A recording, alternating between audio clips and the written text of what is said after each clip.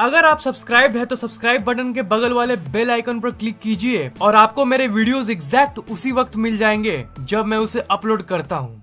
विज्ञान की इस दुनिया में हर दिन कोई ना कोई नई डिस्कवरी या इन्वेंशन होती रहती है। जैसे किसी दिन हमें कोई नई एलिमेंट के बारे में पता चलता है और किसी दिन एक ऐसी ग्रह के बारे में पता चलता है जिस पर हम रह सकते हैं हमारी धरती के खत्म होने के बाद। टेक्नोलॉजी इतनी एडवांस्ड हो गई है कि हमें लगता है कि हमने दुनिया के सारे रहस्यों से पर्दा उठा दिया, पर असल में इस दुनिया में मिस्ट्रीज भरी हुई है।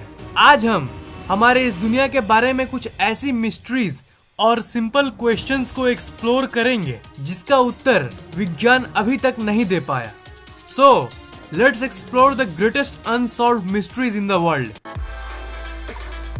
Number 5, the underground mystery. इस धरती के सतह के अंदर क्या है कोई नहीं जानता। हम लोगों को सरफेस और थोड़ी सी गहराई में क्या है बस यही पता है। अब कुछ लोग कहेंगे कि सतह के अंदर क्या है ये तो सब कोई जानता है। सतह के अंदर तो पेट्रोल, कोयला और बाकी मिनरल्स पाई जाती है, पर आपको ये जान लेना चाहिए ये सब बहुत कम ही गहराई में पाई जाती है। मैं उसकी बात कर रहा हूँ जो इसके भी नीचे है। साइंटिस्ट ने भी सोचा कि इसके नीचे और क्या क्या हो सकता है। इसके लिए उन्होंने एक गड्ढे को बनाया जो करीब 12 किलोमीटर की थी। पर आपको शायद ये जान के हैरानी होगी कि बस ये 12 किलोमीटर गहरा गड्ढा दुनिया का सबसे डीपेस्ट गड्ढा है। जी हाँ, आपने सही सुना। आज तक इंसान 12 किलोमीटर से ज्यादा गहरे गड्ढे को नहीं डिग कर सका। इस गड्ढे का नाम है कोला सुपर डीप वेयरहोल और ये रशिया में मौजूद है। और आपको ये जान के हैरानी होगी कि इस गड्ढे को बनाने में करीब 26 साल लग गए थे। अब कुछ लोगों के मन में ये क्वेश्चन आ रहा होगा कि इस गड्ढे को और आगे क्यों नहीं कोड़ा गया, इसे सिर्फ 12 किलोमीटर तक ही क्यों डिग किया गया। इस प्रोजेक्ट को इसलिए बंद कर दिया गया क्योंकि जब ये गड्ढा 12 किलोमीटर तक पहुंचा तब इसकी टेम्परेचर काफी बढ़ गई थी। जैसा कि हम जानते हैं कि आप धरती के जितने अंदर जाओगे उतना टेम्परेचर बढ़ता रहता है क्योंकि आप धरती के कोर के सामने जाते रहते हो। 12 किलोमीटर की स्टेज में टेम्परेचर इतनी बढ़ गई थी कि इस गड्ढे को आगे कोड़ना इम्पॉसिबल था। अगर इसके आगे वो कोड़ते तो कोड़ने वाली जो इंस्ट्रूमेंट है वो भी गल जाती। ये काफी खतरनाक हो सकता था, इसलिए इस प्रोजेक्ट को बंद कर दिया गया। साइंटिस्ट बस अनुमान ही लगा सकते हैं, पर असल में इसके नीचे क्या है कोई नहीं जानता। इस गड्ढे को the deepest artificial point on earth कहा जाता है। मतलब इसके नीचे क्या है किसी को नहीं पता। इसको जस्ट हम प्रेडिक्ट कर सकते हैं। हम लोग अपने एनालिसिस और थिंकिंग से जस्ट थ्योरीज को निकाल सकते हैं, पर एग्जैक्टली ये नहीं कह सकते कि इसके नीचे क्या है। टिपिकली एक्सेप्टेड थ्योरी की बात करें तो हमें स्कूल्स में कुछ ऐसा पढ़ाया जाता है। हम लोग बस एज्यूम कर लिए हैं कि धरती की इतनी लेयर्स हैं, जैसे crust, upper lower mental and outer inner core. पर नए नए डिस्कवरीज होती रहती है और हर बार हमें कुछ नया सुनने को मिलता है। 2014 में एक डिस्कवरी हुई थी। उसके हिसाब से अगर हम धरती के और भी अंदर जाएं तो हमें एक पूरा का पूरा समुद्र मिलेगा जिसमें सतह के ऊपर मौजूद समुद्र से भी ज्यादा पानी है। जी हाँ, आपने सही सुना, एक अंडरग्राउंड ओशन। कुछ लोगों को इस बात पर यकीन नहीं होगा। मुझे भी यकीन नहीं हुआ था जब मैंने इसके बारे में पहली बार सुना था, पर मैं आपको बता देता हूँ कि ये एक कंफर्म्ड रिजल्ट है और आप इसके बारे में नेचर की इंटरनेशनल वीकली जर्नल में पढ़ सकते हो। तो अगर इस जगह पे वाटर मौजूद है तो इस जगह पे जीवन भी मौजूद होगा, क्योंकि वाटर इज लाइफ। जहाँ जल है वहाँ जीवन है। तो इसका मतलब वहाँ कई प्रकार के अजीब क्रिएचर्स भी मौजूद होंगे जिनके बारे में हम बिल्कुल भी नहीं जानते। किसी को नहीं पता कि सतह के नीचे आखिर है क्या। Number 4, unexplored caves. ये एक बहुत ही फेमस फैक्ट है कि दुनिया का 95% समुद्र आज तक अनएक्सप्लोर्ड है। जी हाँ, दुनिया के इतने बड़े समुद्र की एरिया में से 95% अनएक्सप्लोर्ड है। दूर दूर के कुछ ऐसे पार्ट हैं जहां मानव आज तक नहीं पहुंच पाया। बिल्कुल समुद्र की ही तरह इस दुनिया में ऐसे लाखों केव्स यानी गुफाएं हैं जिनमें आज तक किसी ने कदम नहीं रखा और ना ही एक्सप्लोर किया। और जो गुफाएं पाई भी गई उसमें से ज्यादातर किसके लिए बनाए गए थे ये कोई भी नहीं जानता। नेशनल ज्योग्राफिक ने एक रिसर्च के बेस पे ये अनुमान लगाया था कि बिल्कुल समुद्र की ही तरह इस दुनिया में जितने केव्स हैं उसमें से 90% को हम लोगों ने कभी भी एक्सप्लोर नहीं किया। अमेरिका इस दुनिया का सबसे एक्सप्लोर्ड जगह है, मतलब यहाँ के लगभग हर जगह को एक्सप्लोर किया गया है। पर क्या आप जानते हैं कि अमेरिका जैसी अच्छे से एक्सप्लोर किए हुए जगह पर भी आज तक सिर्फ 50% गुफाओं को ही एक्सप्लोर किया गया है।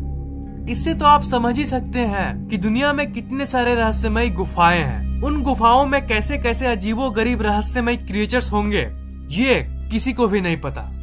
Number 3, how the moon was formed. हम चांद को बचपन से जानते हैं, इसके बारे में हम कहानियां सुनते आ रहे हैं। रात को चांद बहुत ही खूबसूरत दिखता है, पर एक क्वेश्चन है जिसका आंसर किसी को नहीं पता कि आखिर चांद बना कैसे। How the moon was formed.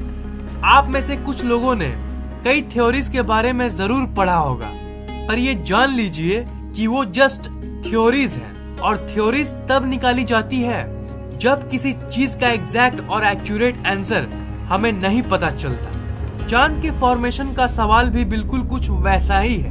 हमारे पास इस क्वेश्चन के थ्योरीज मौजूद हैं। चार्ल्स डार्विन के बेटे जॉर्ज डार्विन ने भी एक थ्योरी निकाला था, और उन्होंने ये कहा था कि जब धरती नई थी तब कोई चांद नहीं हुआ करता था। उस समय धरती की स्पिनिंग की रफ्तार काफी तेज थी। धीरे धीरे ये इतनी तेज हो गई कि धरती का कुछ हिस्सा स्पेस में चला गया, और ग्रेविटी के चलते वो टुकड़े आपस में जुड़ के एक गोलाकार ऑब्जेक्ट बन गई जिसे हम चांद कहते हैं। और जब वो पार्ट धरती से अलग हुई तब धरती की स्पीड नॉर्मल हो गई। दूसरी थ्योरी ये कहती है कि चांद कहीं और फॉर्म हुआ था और किसी समय ये धरती के करीब से गुजर रहा था, पर धरती की ग्रेविटी इतनी ज्यादा थी कि धरती ने इसे पकड़ लिया, और आज तक चांद धरती का चक्कर काट रहा है। सबसे popular theory giant impact hypothesis ये कहती है कि कुछ लाख साल पहले कोई बड़ी ऑब्जेक्ट धरती से टकराई थी, और इसी के चलते जो हिस्से बिखर गए थे वो आपस में मिलके मून बन गई। अब आप सोच रहे होंगे कि ये थ्योरीज तो आपस में मैच ही नहीं करती। कोई कहता है कि मून ऐसे फॉर्म हुआ था और कोई कहता है कि मून वैसे फॉर्म हुआ था। तो मैं आपको बता दूं कि साइंस ऐसी ही है, अनएक्सप्लेन्ड चीजों में जस्ट थ्योरीज ही होती है, और मून कैसे फॉर्म हुई यह आज तक एक अनसुलझा रहस्य है। सिर्फ थ्योरीज को मान के हम अपने आप को मना सकते हैं कि हाँ मून ऐसे फॉर्म हुई थी, पर एग्जैक्ट आंसर क्या है ये कोई भी नहीं जानता। Number 2, undiscovered civilizations. जब भी हम पुराने सभ्यताओं के बारे में सोचते हैं तो हमारे दिमाग में मायंस और इजिप्शियंस आते हैं, और इनकी एग्जिस्टेंस को सच में माना गया है, और इसलिए हम इसके बारे में नॉर्मली स्कूल्स और कॉलेजेस में पढ़ते हैं। पर रिसर्चर्स और इतिहासकारों के हिसाब से आज भी इस दुनिया में हजारों या फिर लाखों ऐसे सभ्यताएं हैं जिनके बारे में हमें नहीं पता। कुछ तो आज भी जिंदा है। जैसे पिछली वीडियो में मैंने नॉर्थ सेंटिनेल आइलैंड के कुछ निवासियों के बारे में बताया था। वो एक ऐसी सभ्यता है जिनको बाहरी दुनिया से कोई मतलब नहीं है। हर साल कोई ना कोई लॉस्ट शहर डिस्कवर होती है। इसका मतलब जो पहले की लॉस्ट शहर और सिविलाइजेशन है जैसे एटलांटिस और लायन सिटी, ये सब सच में मौजूद थी। बहुत लोगों को लगता है कि ये सिर्फ कहानियां हैं, पर अगर हम रिसर्च की माने तो ऐसे एक दो नहीं हजारों सिविलाइजेशंस थी और है इस दुनिया में जिन्हें हमने अभी तक खोजा ही नहीं। हो सकता है कि धरती के नीचे अंडरग्राउंड में ही कोई ऐसी सिविलाइजेशन मौजूद हो। हमारे इस रहस्यमय दुनिया में कुछ भी संभव है। Number 1, gravity. अब ये आपको बहुत सिंपल लगेगा, मैं जानता हूँ। आप लोगों को तो ये लगता है कि गुरुत्वाकर्षण कोई मिस्ट्री थोड़ी ना है, इसे तो हम अच्छे से जानते हैं, और यही वो फोर्स है जिसके चलते हम जब जंप करते हैं तो हम वापस गिर जाते हैं, और यही वो फोर्स है जिसके चलते धरती सूरज का चक्कर लगा रही है। पर असल मुद्दा ये है, आखिर ग्रेविटी है क्या? मेरा मतलब फंडामेंटल लेवल में ये क्या है, और ये आखिर काम कैसे करती है? इन क्वेश्चंस को अगर आप गहराई से देखोगे तभी इनमें आपको पॉइंट नजर आएगा, नहीं तो आपको ऐसा लगेगा कि इसमें कोई सेंस ही नहीं है। इस दुनिया में कई रिसर्चर्स ये मानते हैं कि ग्रेविटी यानी गुरुत्वाकर्षण बल का कॉन्सेप्ट जस्ट इंसानों ने बनाया है, ये एग्जिस्ट नहीं करती। अब ग्रेविटी इतना कॉम्प्लेक्स और कंफ्यूजिंग क्यों है? तो ये लो इन्फॉर्मेशन। इस दुनिया में 4 फंडामेंटल फोर्सेस ऑफ नेचर हैं: electromagnetism, strong force, weak force और ग्रेविटी। ग्रेविटी इस पूरे ब्रह्मांड को होल्ड करती है, पर क्या आपको पता है कि ये इन चारों फोर्सेस में से सबसे वीकेस्ट है? इन चारों में से जो वीक फोर्स है उससे भी अरबों गुना ज्यादा छोटी है ये फोर्स।